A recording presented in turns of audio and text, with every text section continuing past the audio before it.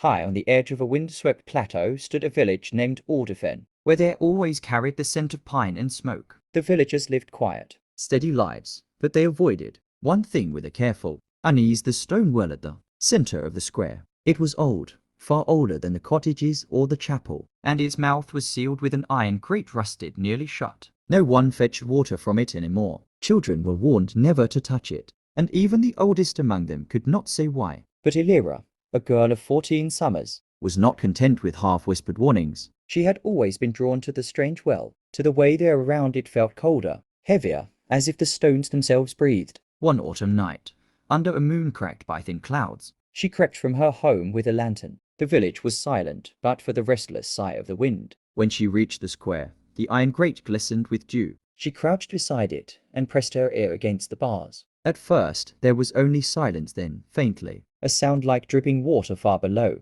She was about to rise when another noise stirred, so soft it nearly melted into the night. A voice whispering her name. Her lantern flame quivered though the air was still. She gripped the handle tighter, torn between fear and curiosity. The voice came again, clearer this time, rising from the black throat of the well. It promised answers, old truths buried beneath Alderfen's cobblestones. It spoke of a bargain struck long ago, of something sealed away to keep the village safe. The girl's heart hammered. She reached for the grate, fingers brushing the rusted bars, when the wind rose suddenly, fierce enough to snuff her lantern. The square plunged into darkness. From the well came a hollow creak, like stone shifting against stone, followed by a soft, deliberate laugh. Elira stumbled back, but the whisper followed her, curling like smoke into her ear. You have listened. Now you must return. At dawn the villagers found the lantern on the stones, cold and cracked. The grate on the well had shifted slightly ajar, though no hand in the village claimed to have touched it.